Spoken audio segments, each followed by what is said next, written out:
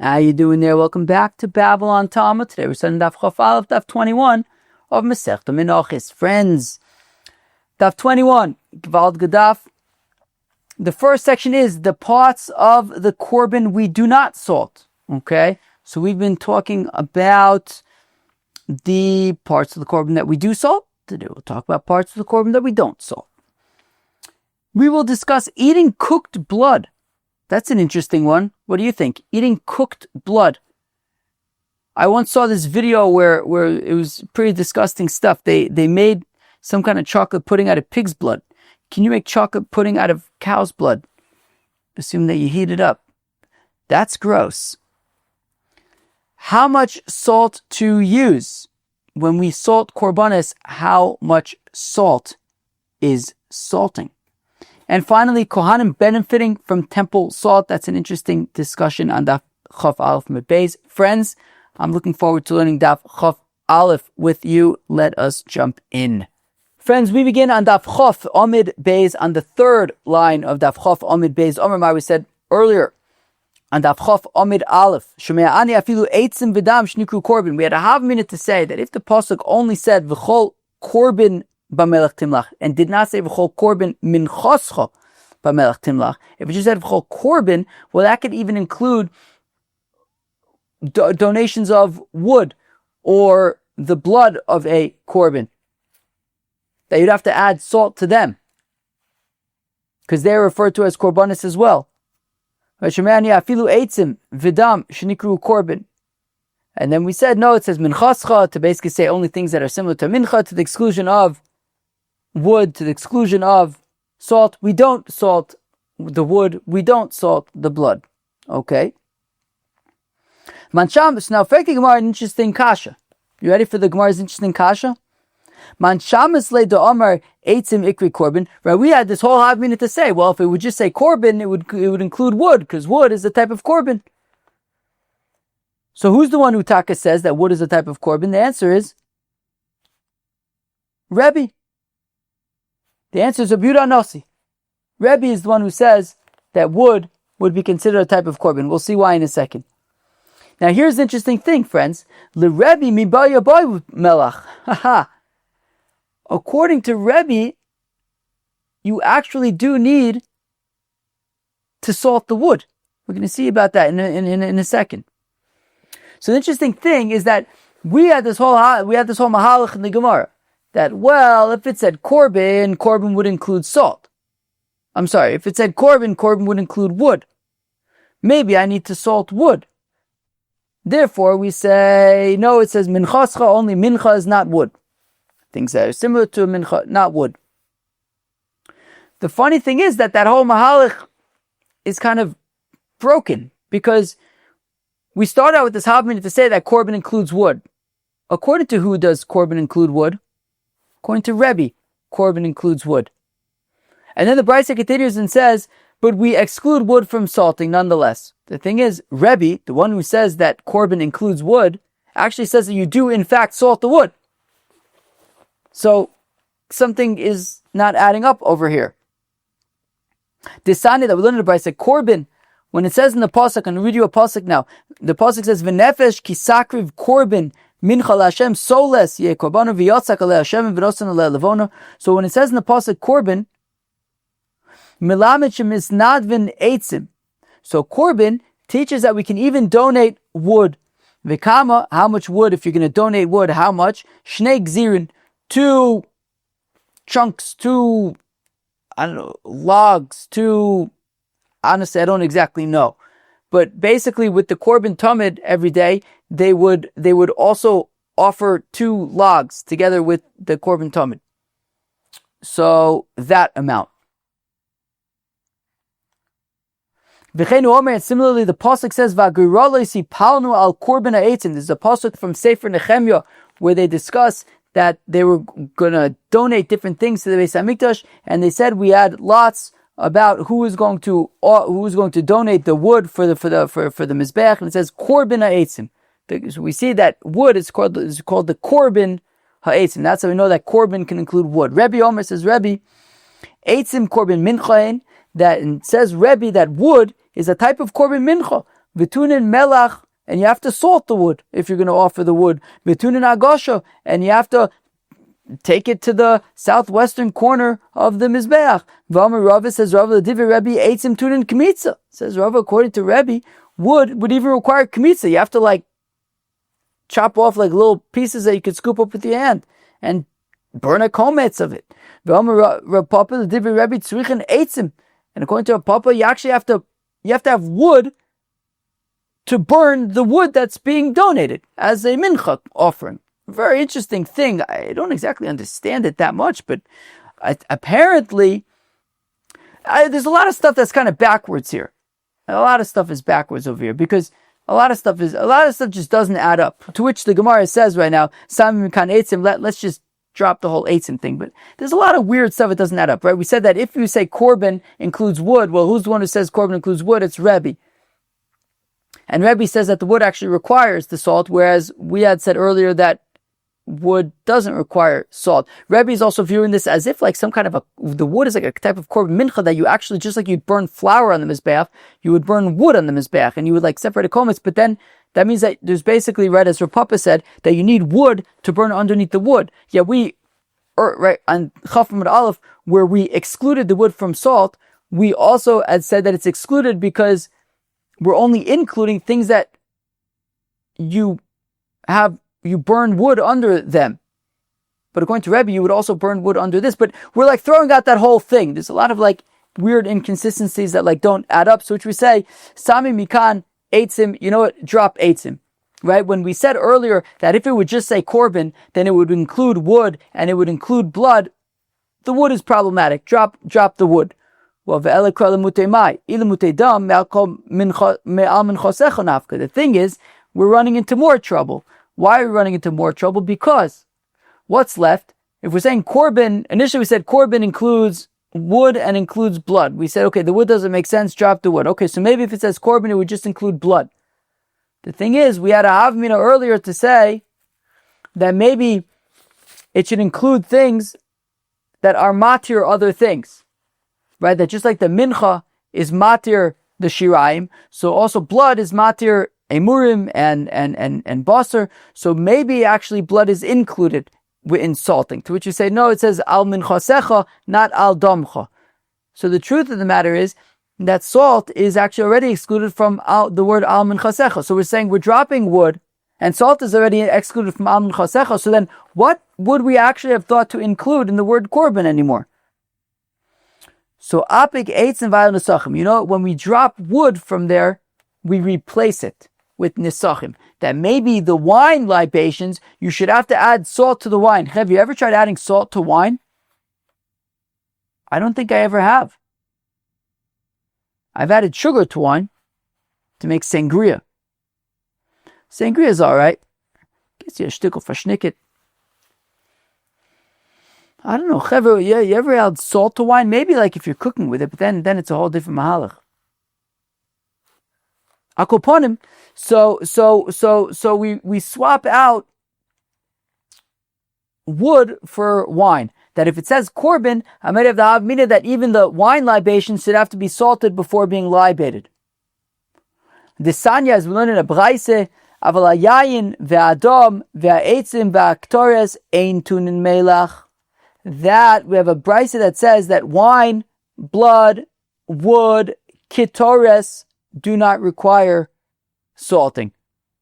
Now, Chevra, the trouble with this is that yesterday when we were listing all the things that do require salting, kitores was on that list, and now it's not on the list. So what's going on here? Money, who's the author of this braise that says, among other things, that you do not need to salt wood and that you do not need to salt kitores?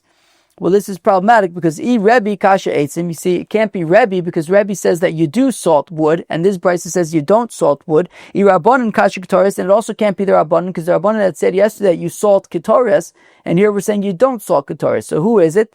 And for the Gemara, hi Tanu, it's the following Tanu. Desanya, we learn in a brisa. Rabbi Shmuel ben Rabbi Yochanan ben Breka.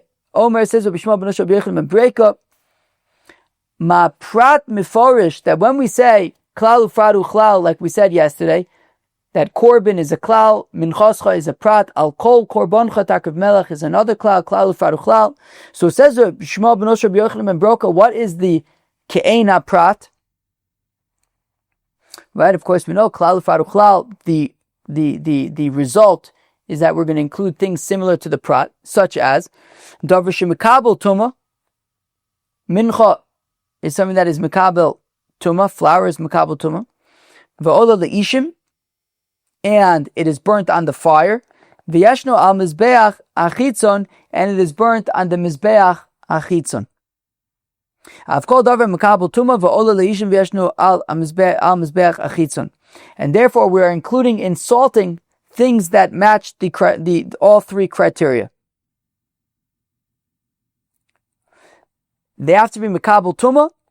They have to be burnt on the mizbeach, on the fire, and on the outer mizbeach. Yatsu eitzim she'em mekabel tuma, to the exclusion of wood, because wood is not mekabel tuma. If you make wood into a vessel, okay, that's a different story with the base kibul. Then it's different. But others by default, pshute kleitz, and wood in and of itself is not mekabel tuma. Yatsudam, so wood does not need to be salted. Yatsudam v'yayin, to the exclusion of blood and wine, because they are not burnt. Blood is thrown, wine is libated into the svalim that go into the shisin. I'm glad I remember that, because yesterday I was trying to remember the word shisin. Yatsudam v'yayin she'ein olim la'ishim, they are not burnt, so they are excluded from salting.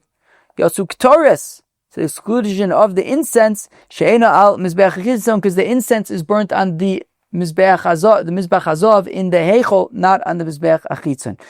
So the author of this braise is Rabbi Shmuel ben Yochanan ben Broike, Givaldig. Now the Gemara asks an interesting kasha, which is elataimo demoate kro lidam.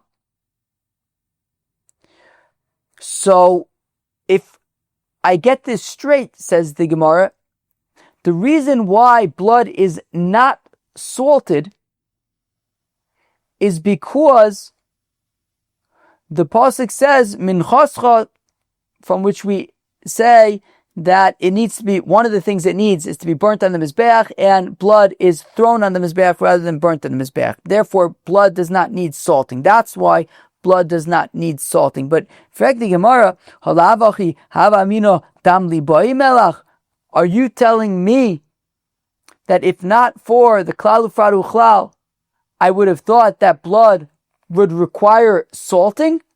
That cannot be. Once blood is salted, it's no longer considered blood. And therefore, you wouldn't be able to do zrikas adam anymore, right? If you need to salt the blood before doing zrikas adam, you would no longer be able to do zrikas adam, because salted blood is no longer considered blood. So I don't need the klal ufrad klal to tell me that blood need not be salted. I know blood need not be salted, because if it is salted, it's no longer blood, it's no longer zrikas adamable. By the way, friends, I was looking, I recently bought myself a JPS Bible, a JPS Tanakh. It's the best. Well, because I'll tell you why. Because I noticed a while ago that in Sefaria, the translation that they have for Tanakh is an excellent translation. And that whenever I need to look up things in Tanakh, I always use whatever translation it was in Sefaria. It's great. I would just read chapters of Tanakh. Now, a friend of mine, a chavrusa of mine, Rabbi Yosef Gutman Levitt, so he pointed out to me that the translation in Sefaria is the JPS translation. And I looked into it, and he's correct. So I got myself a JPS Bible, Tanakh. I was reading something in that Tanakh yesterday. I'm telling you, it was a word straight out of Babble on Talmud. There's no way that was a word. It was, I don't remember what it was, but it was totally like a Babble on Talmud word. So I don't know. I feel like the people at JPS, they know about English words. It's possible that I'm onto something. It's possible that these words that I'm making up are actual real words. It was like, I don't know, a question like, either like ableable, like one of those things, like what did I just say? Zrika sadamable. Like it was like that. Something like that. So I don't know. It's possible I'm onto something. So we were saying that anyways I would know that blood can't be salted, because once it's salted, it's no longer blood. Damar Ziri, that Ziri says, I'm Rabbi Chanina, in the name of Rabbi Chanina, Dam Shebishlo, blood that has been cooked, and we're going to talk more about this. Eno over olive. If one eats blood that has been cooked, he is not chayiv for eating blood. Now, it does not appear that we paskin this way. So before anybody gets excited and goes to start making blood pudding, it does not appear that we paskin this way. But anyways, says Zeiri Amar Reb Chanina, at least not from what I can tell from here, Dam Shabishloi Eno over olive. Blood that has been cooked, says Zeiri, you would not be in violation of eating blood once it's been cooked. Rav Yehuda Amar Zeiri, and Rav Yehuda says in the name of Zeiri, Dam Shemolcho Eno over olive. That even salting blood, it's not considered blood because right, Maliyah Chareu Kuroseach, says Rashi, right? There's a principle that something that's salted, it's like it's been burnt, boiled.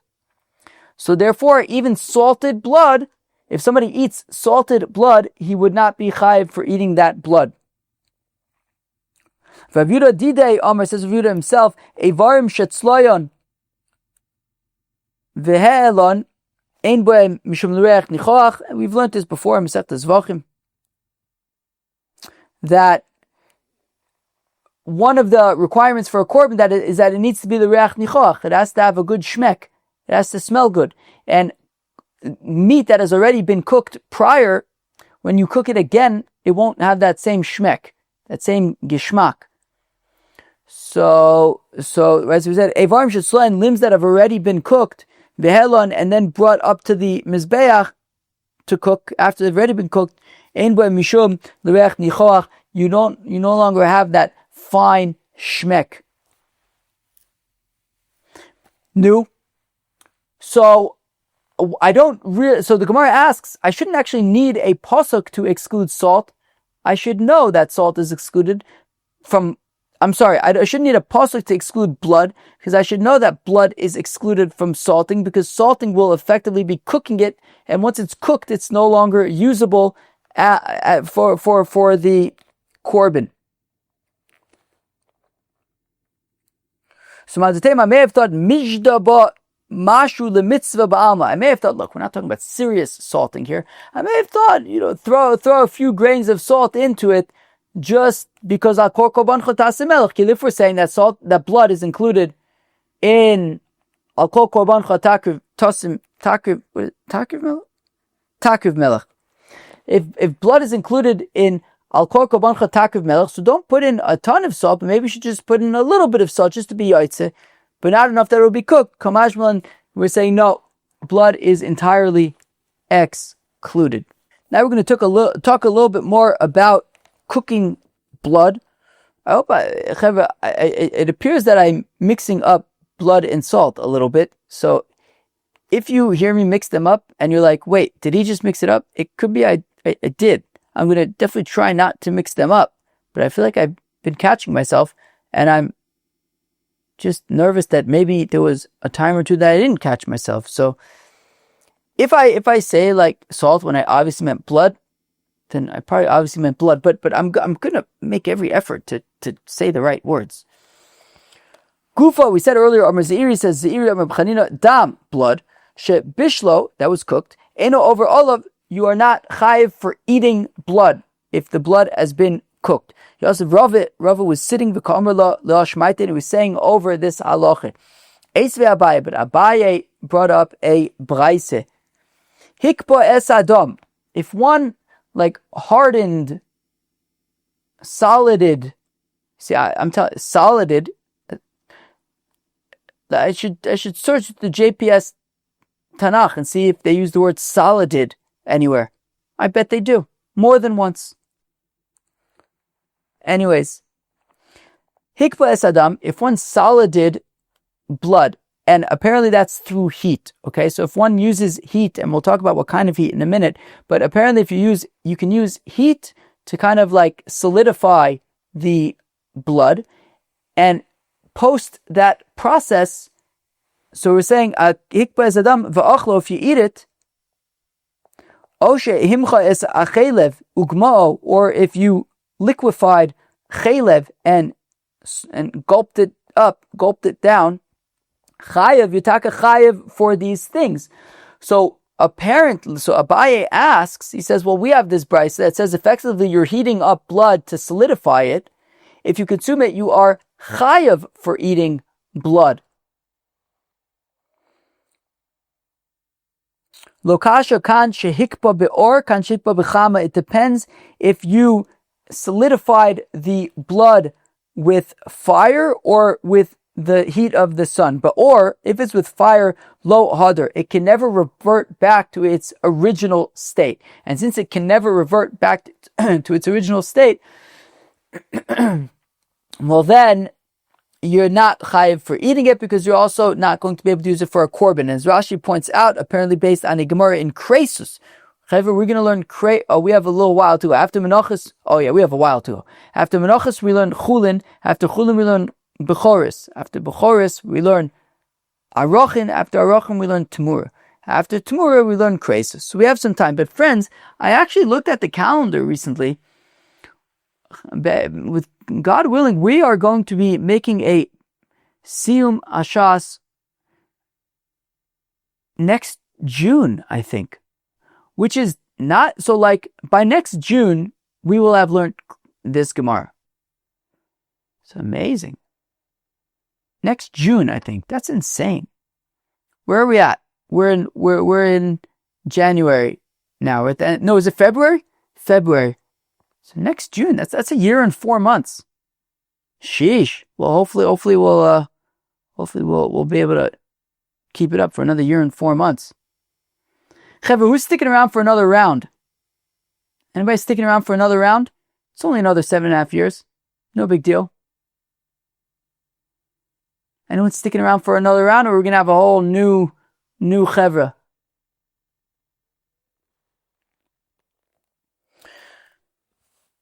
So we said, ba'or lo hadar, if the blood was solidified with fire, so it will not revert back to its original state. Oh wait, did I say? I think maybe I was about to quote Kresis, and then I didn't actually quote anything. So it says in Kresis, so it says, Lo chiyav Torah, I'm reading from Rashi, ela ala dama ra'i l'chapari. So you're only chayav for eating blood if this is blood that would be able to be zrikas adamt.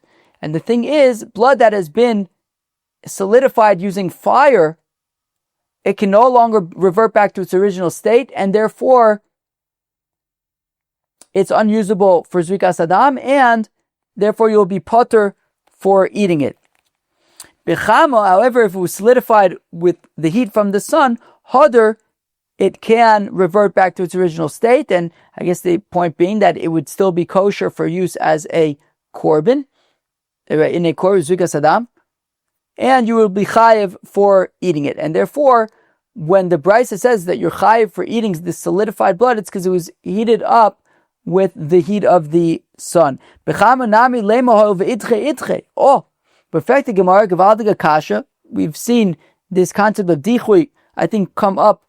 I mean, we've definitely seen it come up since Zvachim and Menachos, but I think what I was going to say is I think we've seen dichui maybe even come up a little bit more than we've seen it come up in the other Sdarim of Shas, possibly. Right? We talked about Baalei Chayim, Nidchin, things like that. It's come up in Korbanos a few times. Anyways, the Gemara asks, but even with the sun-heated blood that we're saying can revert to its initial state, but the fact of the matter is, when it is solidified, it's unusable for korbanis, and therefore, since it was nidche at that time, it should forever be nidche. Because after all, Reb Mani fragt the kashif in Reb Yechanan, dam shekarash, blood that congealed, ve'acholoi, blood that congealed, and one ate it, Well, since when it congealed, it became unusable for a korbin. So it sounds like basically he was saying it would be unusable for a korbin, and you would be potter for eating it. Ishtik. So therefore, so Rava was quiet, right? Because what happened? What happened? Rava had said that a person is potter for cooking, right? Rava was saying over this teaching that blood that is cooked, he's potter, he's not chayiv for eating. Abai said, wait, but we have a brisa that says that you are chayiv for blood that's been solidified by heat. Rava says, well, it depends if it was solidified by sun or by heat, right? By sun or by fire. To which Abai says, but it shouldn't make any difference because there's dichut. If you're explaining to me that the reason why, if your explanation for the reason why the brisa says chayiv for this blood that's been heated up is because it was heated up by the sun, the fact of the matter is, if that's the case, so then once it was heated up and it was unusable for a korbin at that time when it was solidified, you'd be potter, so then you should forever be potter. Kilu, if that's the rationale. So that must not be the rationale. Ishtik, and Rava was then quiet. Omar lei, Abai says to Rava, Dilma, skip the next word, Kan b'chatos hachitzonos, kan b'chatos hapnimios. Rather, says Abai, look, maybe the distinction is actually if we're talking about outer korbanos versus inner korbanos. So we'll see what the difference will be in a second. Omar, Rava says, Ad karten milsa de Omar Rav Chizda. Wow, Givaldig, thank you, Abaye. You reminded me what Rav Chizda, either Rava's father-in-law or future father-in-law, Rav Chizda said, Dam shekarash bechatos, you can add the word achitzonios, blood that congealed when it comes to outer chatases, ve'achalo chayev, and you ate it, you are chayev. How come? Because when it comes to a chatas achitzon, the passage just says you take the blood and you'll apply it to the horns of the mizbeach. And blood that has been congealed, you can still do that. Stick your hand in there and take a bit of the blood, wipe it on the horn of the mizbeach, and beseder, you've done it. However, when it comes to inner chatos, you would be potter if you ate that blood, because v'tovel v'hiza amar Rachmana v'alav bar tvila v'hazahu. Because when it comes to inner chatos, you sprinkle that, and you can't really sprinkle congealed blood, and therefore you'd be potter for that. So Rava says, yes, exactly, you're right. The distinction is actually if we're talking about outer chatos / chulin as well, right? In those cases, the congealed blood you would be chayev for, because you would by the chatos achitzonios you would be able to still apply that to the horns of the mizbeach, and you would be chayev for there, and you would also be chayev for congealed blood when it comes to chulin. However, when it comes to inner blood, where you have to be able to sprinkle it, so for the inner chatos, you would be potter for consuming that blood, because since it can't be sprinkled, it's unusable for the korbin, and if it's unusable for the korbin, you are potter for eating it. V'Rava didei Amar, however, Rava himself said, afilu b'chatos apnimios, even by the inner chatos, v'achalu chayiv, you'd still be chayiv for eating the congealed blood, ha'il v'chnegdo ra'ui b'chatos achitzonios, because since that same blood, if it were to have been a chatos achitzon, you would be chayiv for. So even for chatos apnimios, Rava says you'll be chayiv for that as well. I guess at least midrabanan. I don't know. Amar Rav Papa says, Rav Papa ilkach dam chomer shekarish v'achalu chayiv. Says Rav Papa, if that's the case, that we're talking about hoil, that it could be used for a chatos, there's the concern for chatos achitzon. So even a concealed donkey blood, which is not usable as a korbin, congealed donkey blood, which is not obviously usable as a korbin, nonetheless, but since blood from a chatos achitzon that's congealed, it would be usable in a for chatos achitzon, therefore you'd be chayiv even for eating congealed donkey blood. Right? Meaning just like chatos apnimios, even though technically the blood is not usable for chatos apnimios, but since congealed blood could be usable for chatos achitzonos, so you're chayiv. So even congealed donkey blood, which obviously is not usable for any korbin, but congealed blood could be used for a chatas hachitzon, and you would be chayiv. Therefore, we say even you'd be chayiv even for eating, says Rav Papa, congealed donkey blood. Fun. Amr Gidol, Amr Ziri, dam blood, ben lach ben yavish, whether it's moist, whether it's dry, chotzitz, is a chatzitza in a mikvah. So if you have, I guess, congealed blood on you, on your skin or something, well, dried or even moist, we're saying, even liquidy blood on you, it will be a chatzitza in the mikvah. Meisvei, we have a contradiction. Adam, blood, vadio, ink, vadvash, honey, vacholav, milk. Yeveshin, if they are dry, chotzin, they are chatzitza in the mikvah. Lachin, if they are moist, einon chotzin, they are not a chatzitza in the mikvah. Lo kasha, no problem. Had the sarich, adlo sarich. Okay, it depends. If it's like thickened up a little bit, and Rashi even explains that, like, you put your finger in it and like a little, like pull, a little pull of blood is trailing from your finger.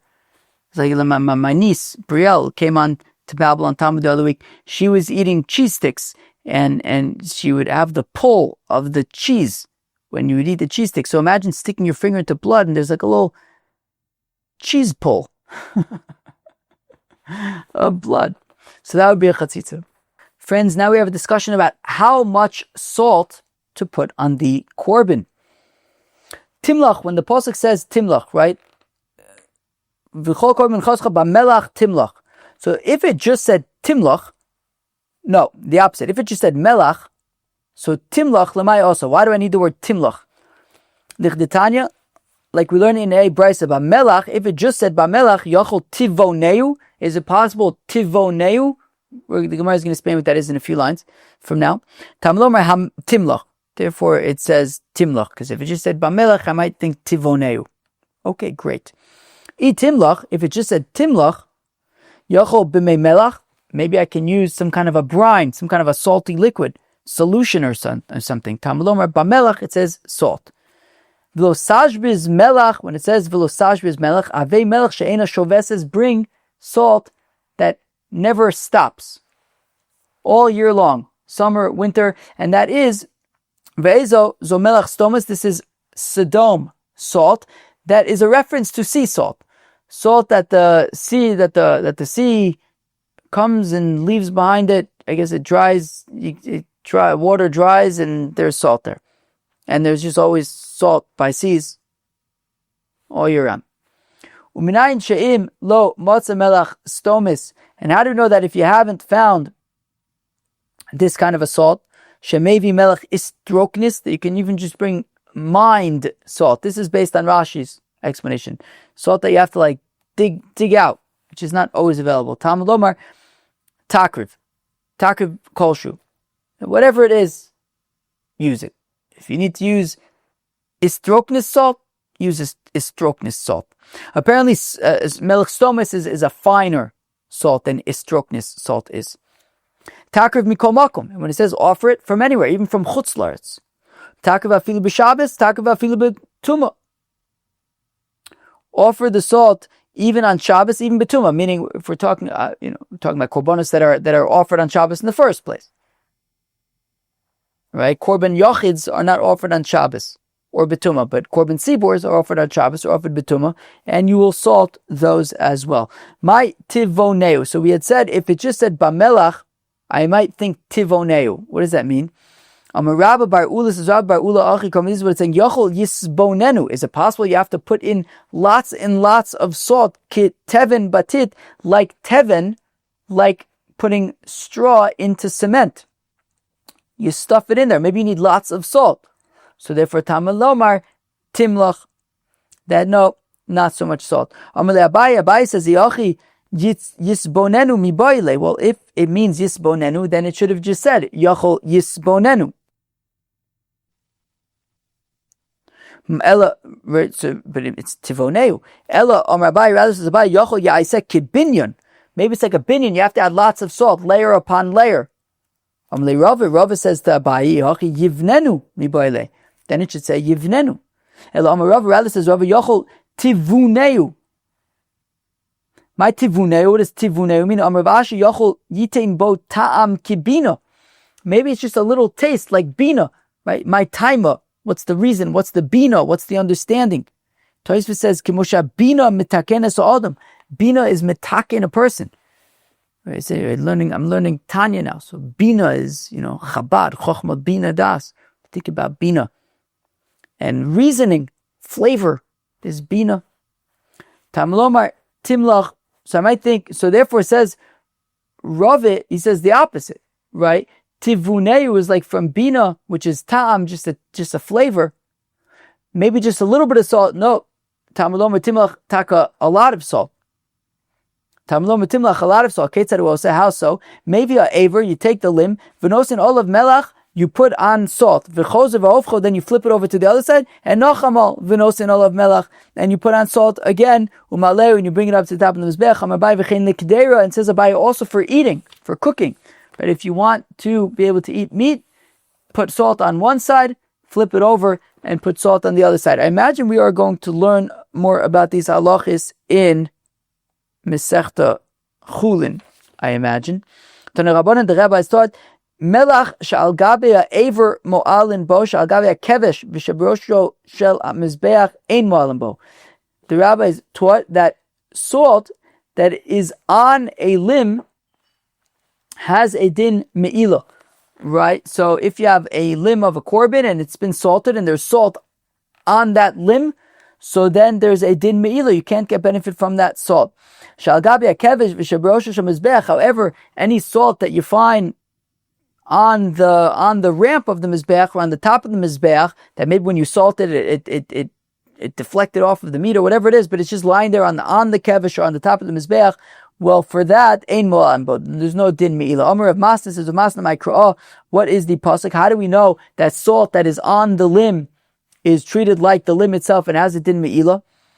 V'kravtom lefnei Hashem, v'shlichu hakohanim aleim melach, there's a pasuk from Ezekiel, from Yechezkel, when Yechezkel is being shown what the Beis Hamikdash should look like, and he's told that when the Mizbeach is built, then the Chanukas HaMizbeach will involve different korbanos, and it says, V'kravtom, you will offer the korbanos Lefnei Hashem before God, V'shlichu hakohanim aleim melach, and the Kohanim will throw salt on the korbanos, V'he'elu osam, and the limbs with the salt will be an ola Hashem. So we see that a limb with salt on it, the salt together with the limb, is considered an ola, and therefore there's a din me'ila for it.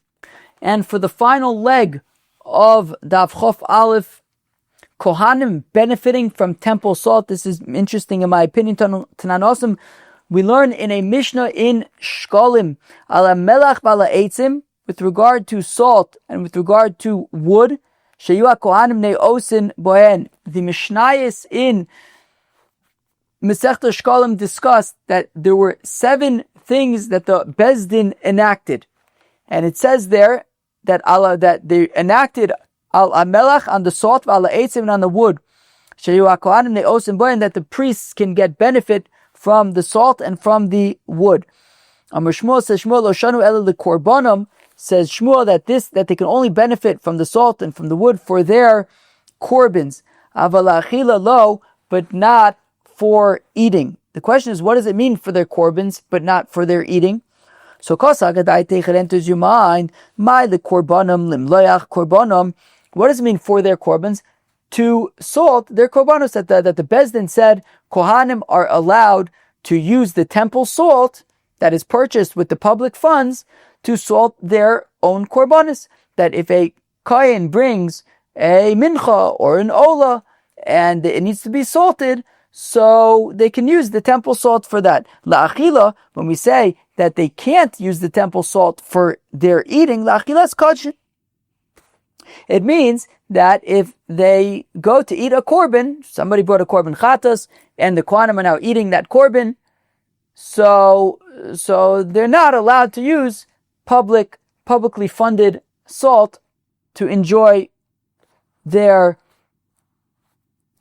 matnas kuna, to enjoy their korbanos that they're allowed to eat. But frag the Gemara, I don't understand.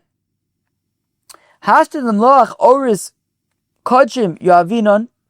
But one second, we allow them to use the temple salt for salting hides that they receive from korbanis. Why would we not allow them to use the salt to eat korbanis? And this isn't like they're eating their own, it's not like they're taking salt from the Beis HaMikdash home with them. This is in the Beis HaMikdash as part of their mishmar. They receive korbanis.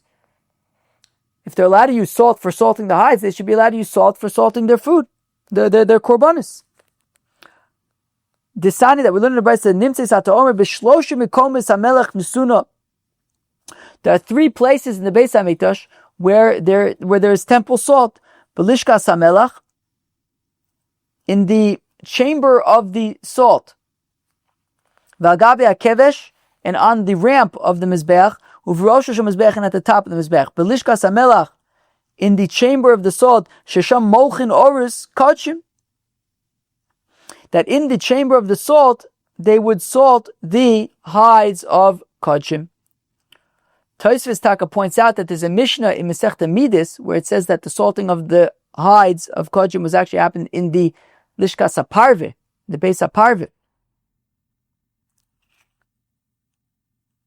So in the Lishkas HaParveh. So yeah, it's a question. But anyways, Al Gabi Amela, Al Gabi Akevesh, on the ramp, Shesham Molchim Esa Evarim, that they're the Evarim. Right? So for example, the Mishnayos in Masechta Talmud describe how they would offer the korbin Talmud Shel Shachar, for example, which is a korbin Ola, and they would bring all of the limbs and put them halfway up the ramp, and there they would be salted. And at the top of the Mizbeach, they salt hakometz, the kometz of a mincha, va'alevona, va'aktores, u'minchas kohanim, u'minchas kohen Mashiach, u'minchas nisochim, va'olas ha'of. So we see that temple salt was provided for salting of the hides, so it should also be provided for the salting of korbanos that they're allowed to eat. So elamai korbanim. So what does it mean that the Bezdin allowed them to use the salt for their korbanis? La'achilas korbanim, for eating their korbanis. If you have a kohen who's eating the parts of the chaz of a shok of a shlomim, or the meat or the basar of a chatas, so they would be allowed to. So the Bezdin says that the chacham are allowed to use temple salt even for that. Umay la'achila. And when it says that they were not allowed to use temple salt for eating, what's that referring to? Achila de chulin. For eating chulin. Chulin pshita.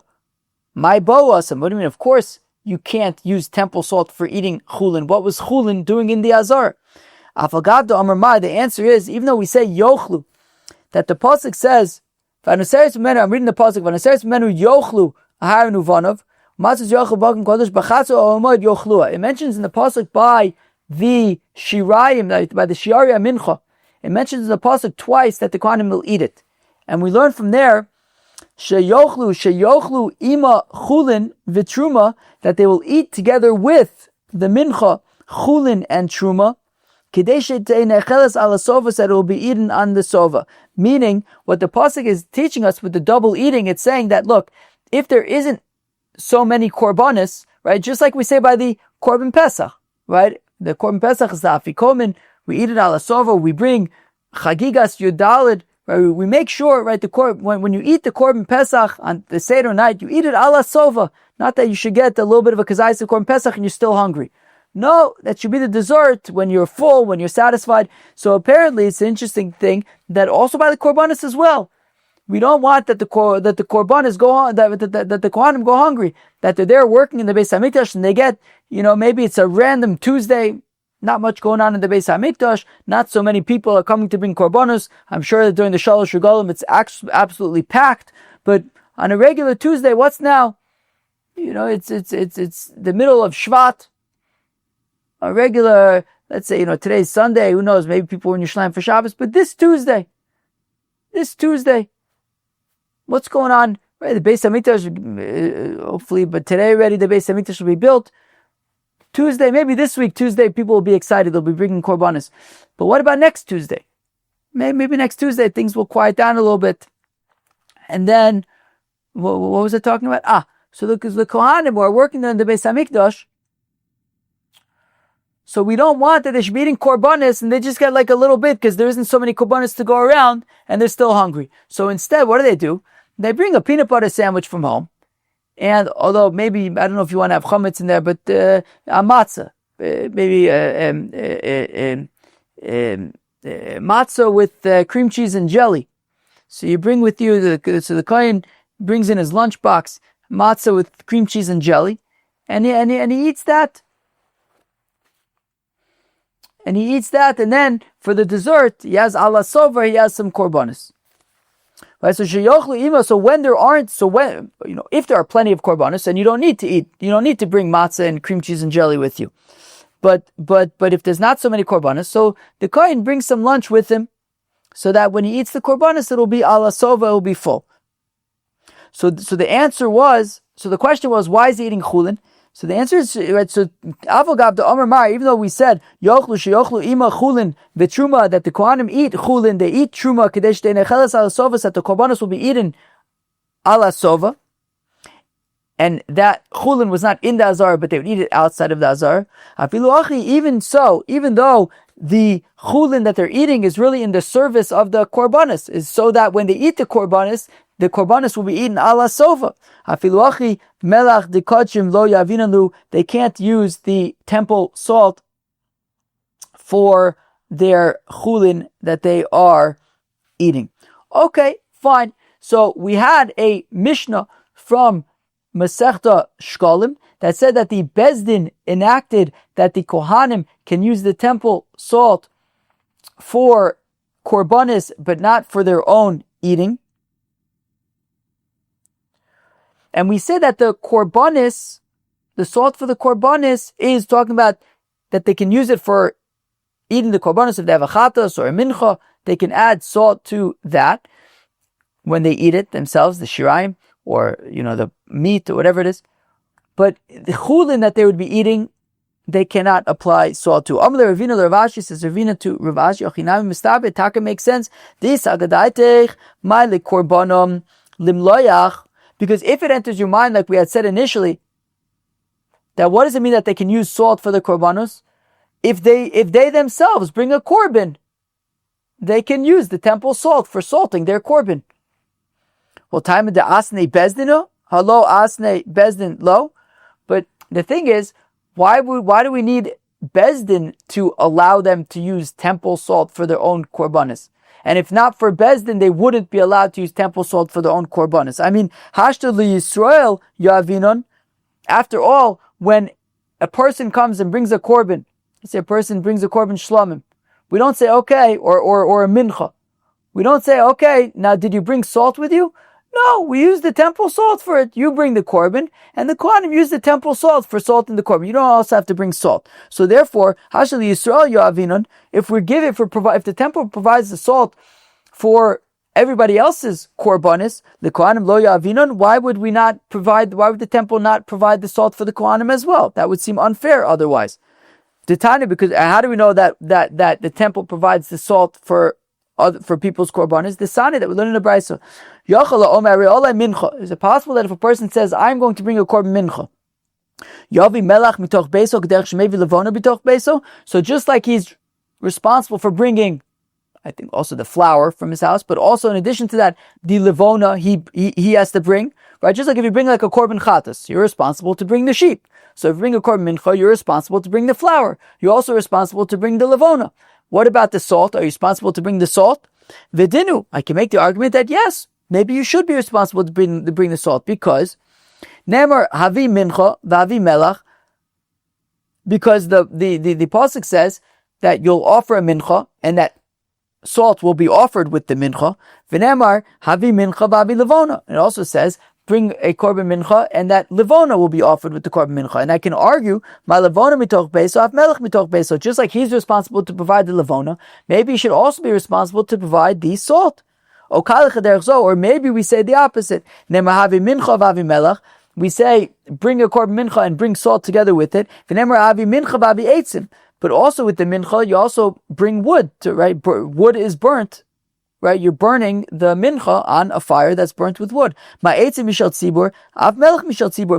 like the wood is provided from the temple wood, the communal wood, so maybe you don't have to bring your own wood for burning your own korbanis. That's provided by the temple. So maybe the salt is also provided by the temple. So nearer lemi dome. Well, let's see what is more similar. Well, we should learn something that applies to all offerings, all sacrifices, like the wood, right? All burnt offerings use wood. And all burnt offerings have salt. So we should say that just like the wood comes from the communal stockpiles, so also the salt. Don't tell me about levona. Levona is not by all korbanis. Or maybe I'll say or maybe we'll say the levona and the salt, those are all things that are in the same vessel. Right? You add the salt to the komets in the vessel before dumping it on the fire. And the levona is also in the same vessel. But the wood isn't coming in the same vessel. So bris melech olam, it says by the salt for korbanos, bris melech olam, who? He. And by the lechem aponim, it says bris olam. Malahalim mishal tzibor, just like the lechem aponim are brought from the communal funds, afkan mishal tzibor, so also the salt comes from the communal funds. So we see that the salt for the korbanos of Yisraels, of regular people, was provided by the Beis Hamikdash, by the public salt stockpiles. And therefore, it would only be fair that if everybody else's korbanos are salted from public salt, from communal salt, so then the Kohanim's korbanos should also be entitled, they should also be entitled to use the temple salt. So therefore, says Ravina, it makes sense to say that, or therefore, says Ravina, I wouldn't need the Bezdin to allow the Kohanim to use the temple salt for their korbanos that they're bringing.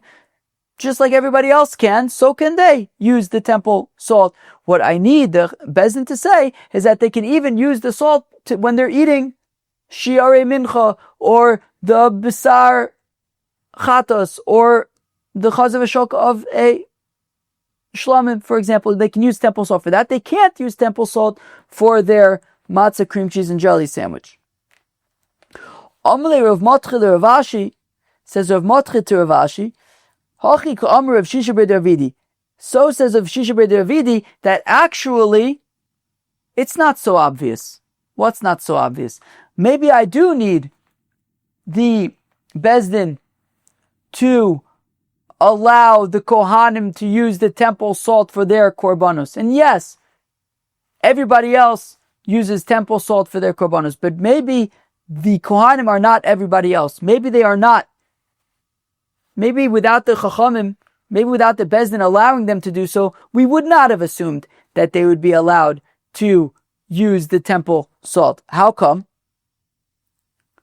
Lo nitzrucha el ben Bukhri, that we need the Bezdin to allow the Kohanim to use the temple salt for their own korbanos, if they bring a korbin mincha, for example, because of the opinion of Ben Bukhri Ditznan that we learn also in a Mishnah in Shkalim.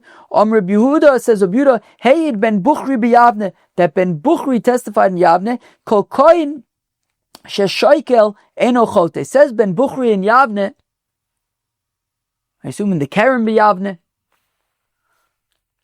he says that even though Kohanim are potter from the machatzis hashekel, even though they don't need to offer to bring the machatzis hashekel like everybody else does, if they do offer it, it's okay. Enochote is not sinning. It's okay. And we're going to explain in a few minutes a little bit more about that. Rabbi Yochanan ben Zakkai says to Ben Bukhri, low key, no way. Ela kol kohen she'enu shokel chote fakert. Any kohen who does not contribute a machzis shekel is sinning. I.e., the Kohanim are not exempt from machzis shekel. They also have to contribute a machzis shekel. Ella, continues Rabbi Yochanan ben Zakkai, Shakri'anim darshin mikra zeh la'atzman. The Kohanim, however, try to argue that they're potter from the machzis shekel because they make the following faulty argument. V'chol minchas koyin kodel tiyeh lo siyachil.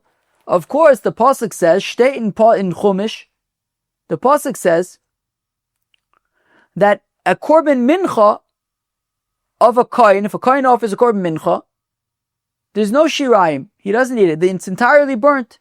He doesn't. Nobody eats it. Again, minchas koyin, any mincha offered by a koyin, kol tiyeh lo siyachil, needs to be entirely burnt. Nobody's eating it. And therefore, they make the argument that, well, hoil ve'omer v'shtei alechem v'lechem aponim, there's all these communal menachos shelanuhi that we eat. We eat. There are shirai mincha by the lechem ha'omer, by the minchas ha'omer. We eat the lechem aponim every Shabbos. We eat the shtei alechem on Shavuos. Heach ne'echolin. So again, hol ve'omer v'shtei alechem v'lechem aponim shalonui heach ne'echolin. They make the faulty argument that if we contribute, if we are obligated to contribute to machzis shekel, well, then that means that we're contributing to the public offerings, which means that the minchas ha'omer, the lechem aponim, the shtei alechem, we are contributing it to, which means that they're coming from us. Now, any menachos that we offer, we can't eat, and yet we can eat these korbanos. We can eat the shiari minchas omer. We can eat the shtei alechem. We can eat the lechem aponim. How can we eat the lechem aponim if we are contributing to bring them? We can't eat our own minchas. They have to be entirely burned. So from the fact that we can eat them must mean that we are not partially, we're not contributing to them, and that's why we can eat them. I think the solution, I think the answer to that, I think, is that these are, when we say don't, right, the menachos of Kohanim, we're talking about individual korbanos of Kohanim, not communal offerings that they that they contributed to via the machzis shekels. Okay, now, Ben Bukhri, according to Ben Bukhri, who says that the Kohanim are not obligated to bring a machzis shekel, but if they do, it's okay. They are not sinning. It's okay. But according to him, since they have no obligation to bring these machzis shekels, well then the isuy but if they have no obligation, well then it's not kodesh, and it still belongs to them, and it's chulin. It's not kodesh, and therefore, how is that acceptable? The answer is the ma'asu masur and the tzibur. Well, they bring it and they wholeheartedly donate it to the congregation, so that since they're wholeheartedly donating it, it's not theirs anymore, and it's not an issue of chulin lazar. Now explains the Gemara why the Bezdin had to allow the Kohanim, according to Ben Bukhri, to use the temple salt for their korbanos, because according to Ben Bukhri, since they were not obligated to bring the machzis shekel, so technically you could say the temple salt doesn't belong to them. It belongs to whoever contributed to purchase it. Sagadaite Chamina, I may have thought to say, Ki zachlu rachmana lisol dis lu lishka, that yes, when everybody else's korbanos are offered, temple salt can be used because everyone else contributed to the salt that's in the lishka, samelach. Like Kohanim delays lu lishka, but according to the Kohanim who are not obligated to contribute to the temple salt, the communal salt that's in the lishka samelach, lo zachilu rachmana. Maybe they're entitled to use the temple salt for their korbanos. Kamaj Malan, therefore the Bezdin came to say that they can in fact use the temple salt for their korbanos. So argues Rav Matre that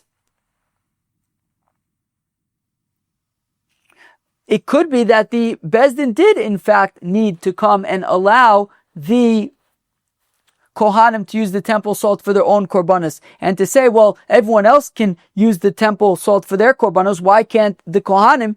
Well, because I may have thought that everybody else is paying for the temple salt and the Kohanim are not. So Kamash Malan, the Bezdin says that even the Kohanim can use the temple salt for their personal korbanos. Friends, that was Daf Chof Aleph, Daf 21 of Masechta Menachos. Friends, on Daf Chof Aleph from Masechta Menachos, we learned about the parts of the korbin we do not salt. We actually saw that there were different opinions there. But ultimately where we landed, we said that it was the opinion of Rabbi Yochanan ben Broka, Rabbi Shmuel ben Osh, Rabbi Yochanan ben Broka, who had said that when it comes to wine, blood, wood, and ketores, they are not salted. We talked about eating cooked blood. Interesting discussion there. We saw the opinion of Zeiri, who says in the name of Chanina that cooked blood, if one eats cooked blood, they are potter for it, since cooked blood cannot be used for korbanos. It does. I didn't see any indication that we paskin that way, though it is an interesting. It is something interesting to know about. We discussed how much salt to use. We saw different opinions from the heavier end of things, like Abaye and Rabbi Bar Ula, who had said that. No, from the I think I said the lighter end of things, right? Because Rabbi Bar Ula had thought to think that tivonenu meant like a lot, like amount of straw and cement. Abaye said maybe to layer it on layers like a building, to which we say no, b'melach timlach, a lighter amount. Rava and Rav Ashi said that no, what it means is tivuneu, like bina, just a taste. I may have had the avamina, but in the end we say no, you salt it heavily on both sides. Okay, fine. And then we talked about Kohanim benefiting from temple salt. We referenced a Mishnah in Shkolim where it says that the Bezdin enacted that the Kohanim can get benefit from the salt as well as from the wood. Shmuel had come to say that it means that they could benefit from the salt for their korbanos, but not for their eating. The question is, what does that mean? Ravina says it means they can benefit from the salt for eating korbanos, like the b'sar chatas, or from mishlamim, or mincha, the shara mincha, but not for chulin, when there wasn't a lot of korbanos around, so they would eat chulin, so that the korbanos would be ala sova. For the chulin, they cannot use the salt. Whereas Rav Matre says for salt, the Bezdin said that they can use the salt for their own korbanos, but not for like offering their own korbanos, but not for eating their own korbanos. Why did we need the Chacham the Bezdin to allow them to use the salt for their own korbanos? Because this is specifically according to Ben Bukhri, who says that the Kohanim are not obligated to contribute to the Machzis Shekel, which means that they are not contributing to purchasing the salt, and therefore I may have thought that since they did not contribute to purchasing the salt, they have no right to use the salt for their own korbanos. Kamash Malan, that they can use the salt for their own korbanos. Friends, that was Daf Chof Aleph, Daf 21 of Masechta Menachos. Hope you enjoyed. Have a great day. Cheers.